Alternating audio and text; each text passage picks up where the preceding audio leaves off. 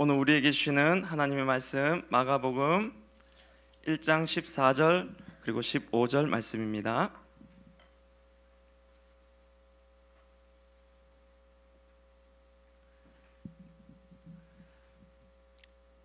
마가복음 1장 14절 15절 말씀 다 같이 한 목소리로 읽겠습니다. 시작. 요한이 잡힌 후 예수께서 갈릴리에 오셔서 하나님의 복음을 전파하여 이르시되 때가 찼고 하나님의 나라가 가까이 왔으니 회개하고 복음을 믿으라 하시더라. 아멘. 네, 우리 옆에 분들과 한번 인사했으면 좋겠습니다. 우리 아름다운 밤입니다. 한번 인사하시겠습니다.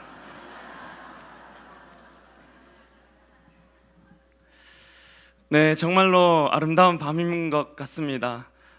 성령이 충만한 밤, 그리고 하나님께서 저희들에게 막 은혜를 부어주실 것만 같은 그런 밤이라서 너무나 감사드립니다. 저는 오늘 교회여 일어나라 라는 제목으로 하나님의 말씀을 전하고자 합니다. 저에겐 꿈이 있습니다. 마틴 루터 킹 목사님이 I have a dream, 나에겐 꿈이 있습니다. 지독한 인종차별이 가득한 이 엘리바마 주에서 흑인 아이들과 백인 아이들이 형제 자매처럼 손을 맞잡고 뛰놀게 되는 그날이 올 것이라는 꿈. 골짜기마다 도도해지고 산마다 작은 산마다 낮아지며 고르지 않은 곳이 평탄케 되며 험한 곳이 평지가 되어 주님의 영광이 나타나고 모든 육체가 그것을 함께 보게 될 날이 있을 것이라는 꿈입니다 라고 했던 마틴 루터 킹 목사님처럼 저에게도 작은 꿈이 있습니다. 저희 꿈은 저도 이런 목사님들처럼 하나님 나라의 꿈을 저도 한번 꿔보는 게 제 소원입니다. 아직은 너무나 미성숙한 저희 모습이지만 이런 모습에서 언젠가는 벗어나 온전한 신앙의 장성한 분량에까지 나아가는 것이 저희 꿈이자 저희 인생의 목표입니다. 근데 진짜 목표입니다. 진짜 이게 제 꿈입니다. 큰 교회 목사가 되는 게 꿈이 아니에요. 설교 잘하는 게 목표가 아닙니다. 담임 목사님 빨리 되는 게 목표가 아니고 어느 정도 인기를 얻고 어느 정도 부를 갖고 명예를 얻는 것이 제 목표가 아닙니다. 전에는 그랬어요. 정말 전에는 그랬습니다. 그런데 지금은 아닙니다. 제 삶의 방향이 완전히 달라졌기 때문입니다. 우리는 지금 사탄의 세상에 살고 있습니다. 우리가 사는 세상은 하나님 나라 천국이 아닙니다. 사탄의 세상입니다. 여기서 나라, 세상이라고 하는 개념은 다스림의 개념입니다. 누가 다스리고 있느냐? 하나님이 다스리고 계신 곳은 하나님 나라입니다. 반면에 사탄이 다스리는 세상은 사탄의 세상입니다. 우리가 사는 이곳은 사탄의 다스림으로 가득한 사탄의 세상입니다. 태초에 하나님이 지은 세상, 에덴은 천국과도 같았습니다. 하나님의 다스림으로 가득한 그곳엔 모든 것이 풍족한 하나님 나라였습니다. 그런데 우리 인간들이 그 하나님의 다스림과 통치를 거부하고 하나님으로부터 돌아섰을 때 하나님으로부터 누리던 안정과 만족을 이 세상의 것, 돈과 물질과 명예와 자기 자신으로 대체해버렸을 때 이 땅은 사탄의 세상이 되어버렸습니다. 하나님으로부터 오는 참된 행복과 평안을 이 세상의 말초신경을 자극하는 기쁨으로 대체해버렸습니다. 돈에서 안정을 누립니다. 명예와 인기에서 찾으려고 합니다. 평생을 그것을 얻기 위한 삶을 살아갑니다. 하나님의 다스림 대신에 내가 주인된 삶을 살아가게 된 것입니다. 그 결과 인간의 자원에는 한계가 있고 그러니까 서로 빼앗을 수밖에 없게 되었습니다. 남을 밟고 일어서야 남의 것을 빼앗아야만 자기가 더 누릴 수 있게 되었습니다. 그 결과 모든 부분에 결핍이 생겨나기 시작했습니다. 생명이 결핍되니 질병과 죽음이 찾아오고 평안이 결핍되니 불안과 두려움이 생겨났습니다. 물질과 돈이 부족하니 가난과 궁핍과 빈부격차와 굶어 죽는 이들이 생겨났습니다. 비교와 경쟁 속에 우리 학생들은 죽어라 올라서기 위해서 무시당하지 않기 위해서 발버둥을 치면서 살아갑니다. 돈 없으면 너 죽어. 돈 앞에 무릎 꿇어라. 돈과 명예와 성적으로 사람을 판단하고 평가합니다. 우월의식이 생겨 돈 좀 있으면 떵떵거립니다. 누구는 시험을 못 쳐서 자살하고 돈을 위해 친구와 가족과 양심도 팔아버립니다. 지독하게 낮은 자존감에 모두가 다 마음이 병들어 살아가고 있습니다. 이것이 바로 사탄의 세상이잖아요. 여러분, 여러분들이 지금 살아가고 있는 바로 그 세상입니다. 사탄의 다스림이 가득한 그 사탄의 다스림에 순응하며 그렇게 살아가고 있는 우리의 현실이란 말씀입니다. 그 속에서 교회가 하나의 길을 제시합니다. 밟고 올라서라. 경쟁에서 이기면 되잖아. 1등하고 부자가 되면 되잖아. 그래서 명예를 차지해라. 더 노력하고 더 열심히 살아서 더 높이 가면 되잖아. 더 많이 가지면 되잖아. 더 빨리 더 높은 자리를 끼어차라. 그래서 하나님이 주셨다고 말해라. 그러면 하나님이 영광 받으실 거라고. 교회 오면 부자 되고, 교회 오면 대학에 합격하고, 교회 오면 높은 자리에 오르게 된다고. 그게 교회고 하나님이 주신 복이라고. 그런 기독교인들이 많아질 때 하나님 나라가 이 땅에 이루어질 거야. 한마디로 자기 충만, 자기 체험의 복음을 우리 교회들이 앞장서서 외치고 있는 형국입니다. 전혀 성경에 없는 말들을 외치고 있습니다. 세상 사람들과 다른 점이라고는 주님이 주시는 힘으로 그 자리를 차지하라는 것밖에는 다른 것이 전혀 없어 보입니다. 이 사탄의 세상에서 사탄이 원하는 삶의 방식으로 하나님의 자리를 돈과 물질과 명예로 채우기 위해 경쟁하며 그들과 똑같이 살아가면서도 전혀 그 자기 충만이라는 삶의 방식에는 문제의식을 느끼지 못한 채 주님이 주신 힘으로, 주님의 도움으로 1등하고 부자 되고 높은 자리를 차지해 그 속에서 인생의 안정을 얻길 바라며 평생을 그것을 위해서 살아가고 있다는 말씀입니다. 여러분, 이게 옳은 길입니까? 이게 진짜 교회가 외쳐야 될 소리입니까? 이게 예수님이 보여주신 길이란 말입니까? 예수님께서 우리에게 제시하신 길은 정반대의 길입니다. 너희가 참으로 행복하기를 원하냐? 심령이 가난한 자가 복이 있도다. 천국이 그들의 것이기 때문이다. 그때 하나님의 통치가 너에게 임하기 때문이다. 애통하는 자여 행복하여라. 온유한 자가, 의에 줄이고 목마른 자가, 긍휼히 여기는 자가, 마음이 청결한 자가, 화평케 하는 자여 행복하여라. 의를 위하여 핍박받을 때 너희는 기뻐하라. 하나님의 나라가 너희의 것이니라. 정반대의 길입니다. 세상이 추구하는 올라가고 높아지고 많이 가지고 고지를 점령하고 기득권을 누리는 길과는 반대로 내려가고 낮아지고 겸손하고 나눠주는 삶, 심지어 겉옷을 달라는데 속옷까지 벗어주며 왼뺨을 치는 자에게 오른뺨을 돌려대며 오리를 걸어가 달라는 자에게 심리를 함께 가며 심지어는 남을 위하여 자신이 십자가에 못 박혀 죽는 삶, 낮음을 지향하는 삶, 한마디로 자기 부인, 자기 비움을 추구하는 삶이야말로 진정으로 너가 행복해지는 비결이라고. 이 사탄의 세상에서 하나님이 다스리는 하나님의 나라로 들어가는 비밀이 이것이야 라고 말씀하고 계신 것입니다.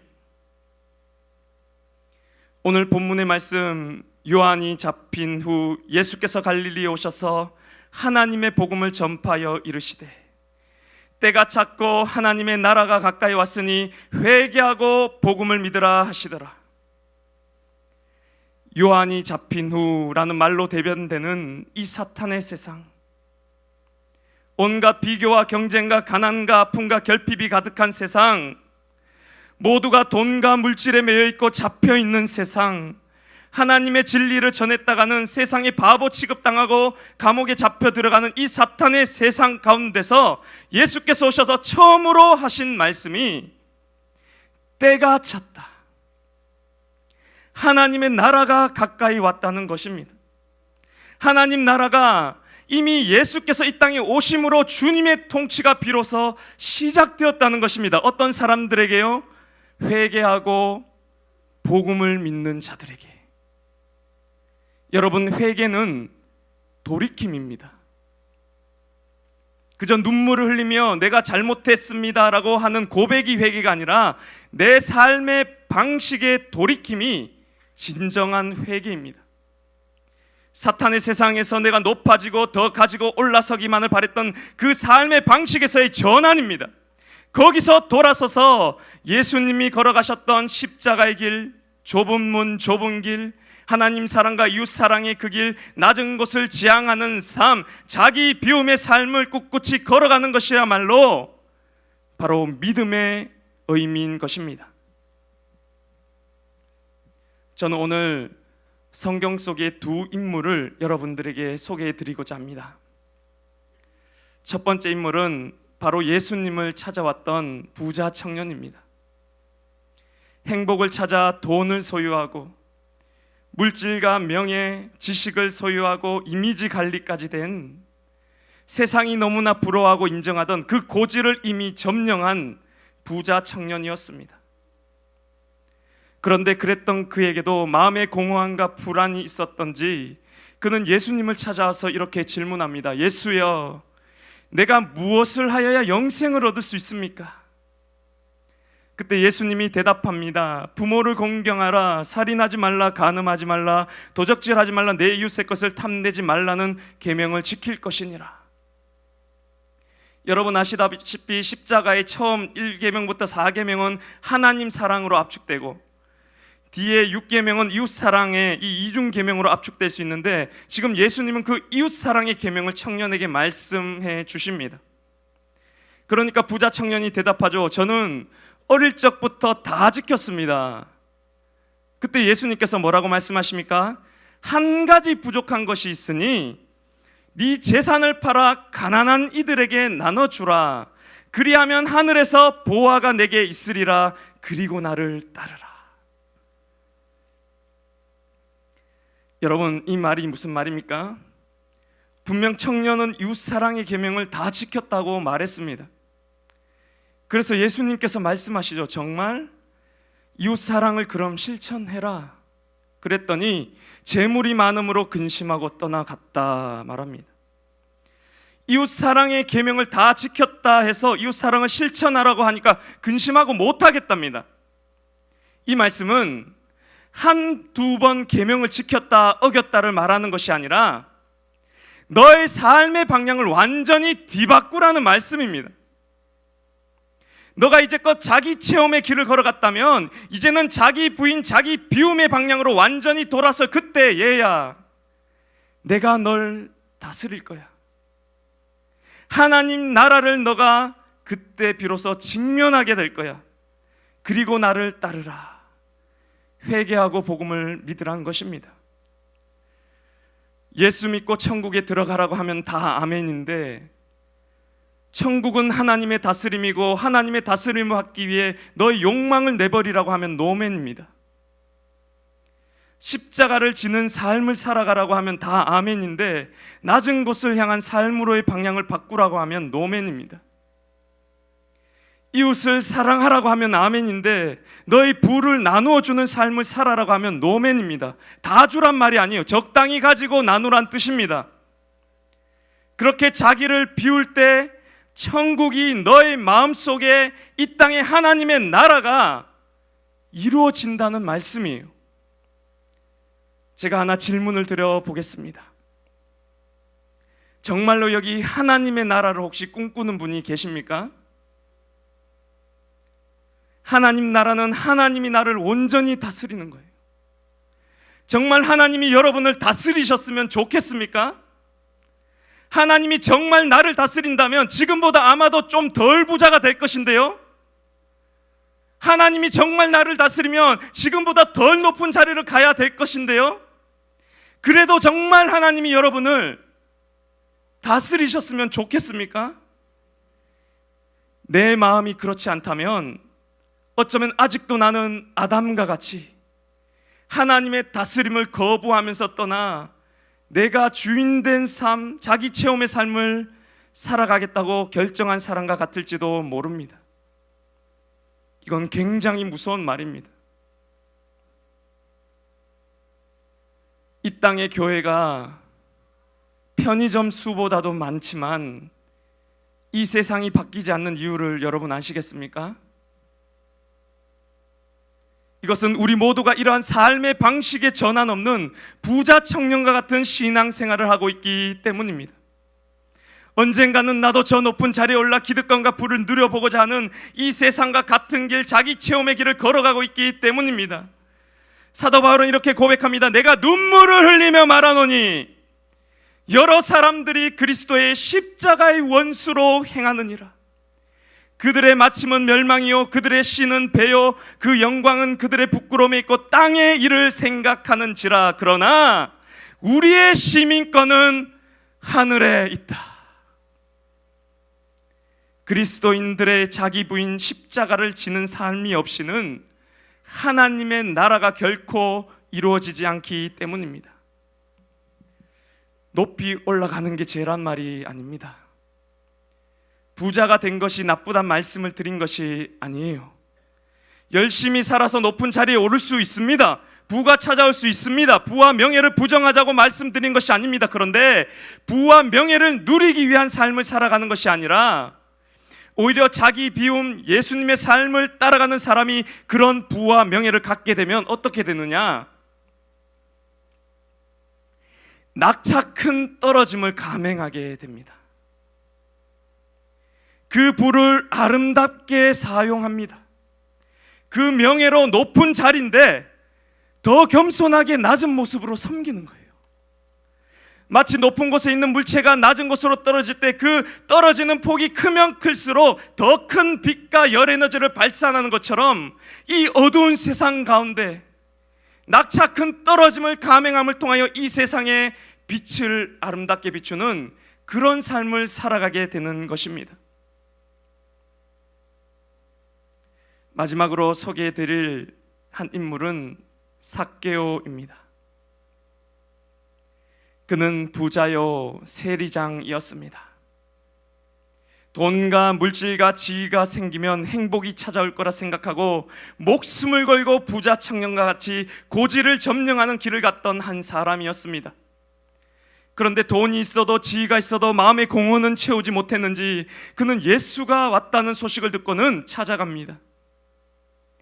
그리고 예수님의 주변으로 사람이 가득히 붐비는 모습을 보자 또 역시나 늘 자신이 하던 습관대로 자신의 삶의 방식대로 경쟁하듯이 나무 위로 올라섭니다. 그때 예수께서 그 삭개오를 보시고 말씀하십니다. 삭개오야 내려오라. 삭개오야 내려오라. 삭개오야 내려오라. 너가 가던 그 길 오르고 차지하고 더 가지면 될 줄 알았던 그 자기 체험의 삶의 방식에서 이제는 내려오라. 내가 너희 집에 거하여야 되겠다. 내가 너희 마음에 다시 들어가야 되겠다.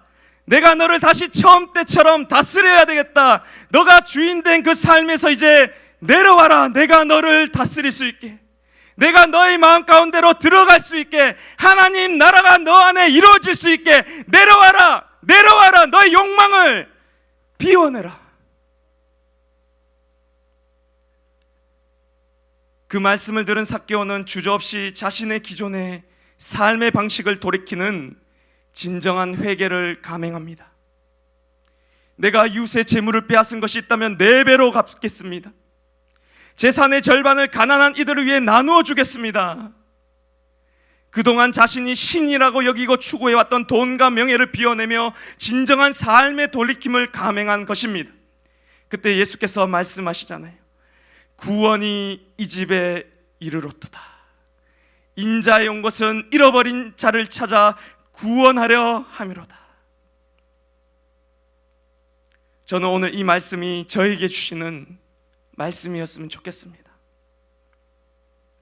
우리 모두에게 개인적으로 말씀해 주시는 성령님의 음성이 되었으면 좋겠습니다.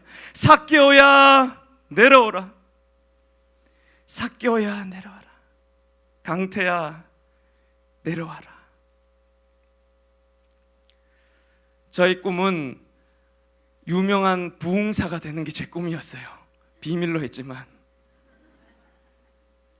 어느 정도 인기를 얻고 어느 정도 부를 누리는 큰 교회 목회자가 되는 게 제 꿈이었어요. 솔직하게 말로는 제가 아니라고 해도 제 안에는 정말 한편에는 그런 게 있었습니다. 처음에 제가 부르심을 받을 때도 고모가 예언했는데 대형교회 목사가 된다고 해서 대형교회 그러면 나 목회할 만하다 하면서 이 길을 시작했어요. 그게 제 첫 번째 부르심이었어요. 정말. 그런데 그것은 이제 더 이상 제 꿈이 아닙니다. 저 담임 목사 안 하겠습니다. 하기에 목 안 매겠습니다. 얼마나 자유가 찾아오든지 혹여나 뭐 어쩌다가 될 수도 있겠죠. 그런데 그것을 추구하는 오름의 삶의 방식을 따라갈 생각이 없어요. 오히려 저의 소원은 이제 낮아지는 것입니다. 나를 비워내는 게 정말 제 소원이에요. 지금은 영성이 부족해서 택도 없는데 그래서 기도할 거예요. 하나님, 낮아짐이 내 소원이 되는 그런 사람이 되고 싶습니다. 높아지면 커지면 더 힘만 들잖아요. 더 낙차큰 떨어짐을 해야 되니까. 그냥 낮은 데 있으면 좀 낮게 떨어지면 되는데 더 힘들 거 아니에요. 그래서 정말로 이제는 저 담임 목회 하기 싫어요. 정말 큰 교회 가기 싫습니다. 교회에서의 자리도 마찬가지예요. 서로 밀어야 되는 거예요. 더 떨어야 되잖아요. 더 낙차 크게 힘들게 떨어져야 되잖아요. 서로 하기 싫다고 네가 해라고. 부자가 천국에 들어가기가 어렵다는 말이 바로 이 말입니다. 꽃들에게 희망을 이라는 유명한 동화가 있습니다.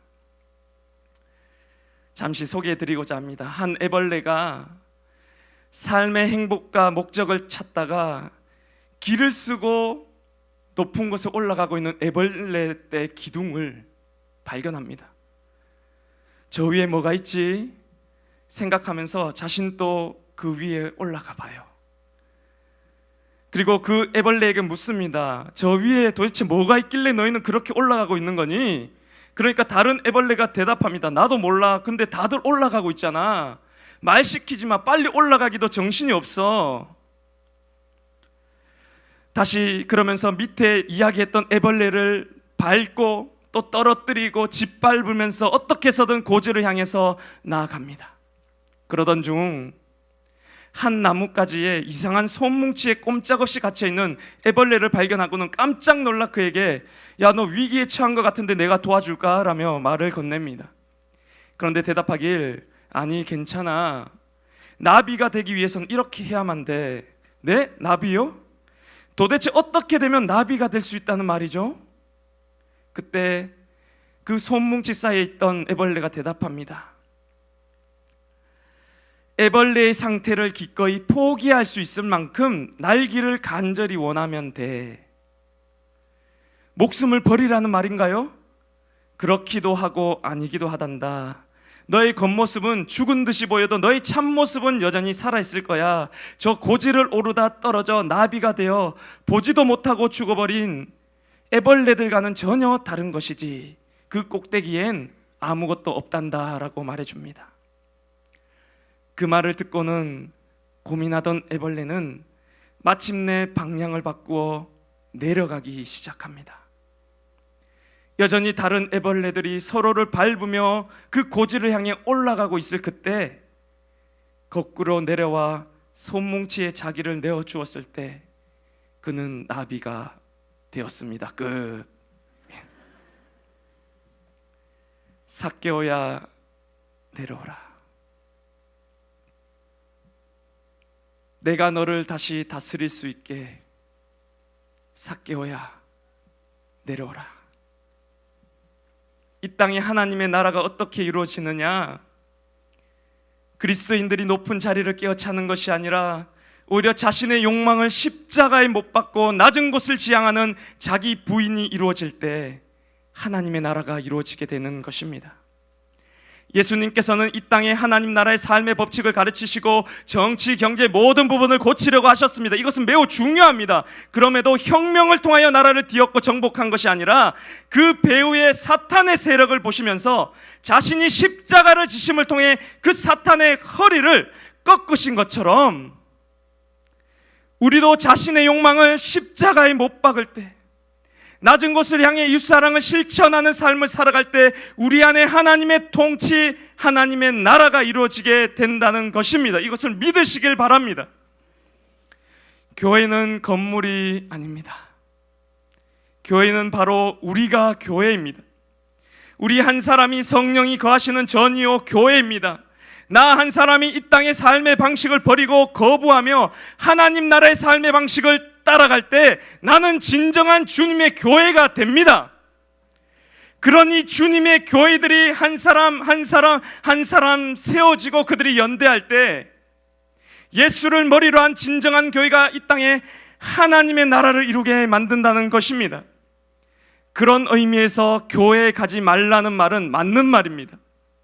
여러분, 교회에 가지 마십시오. 교회가 되십시오. 교회에 가지 말고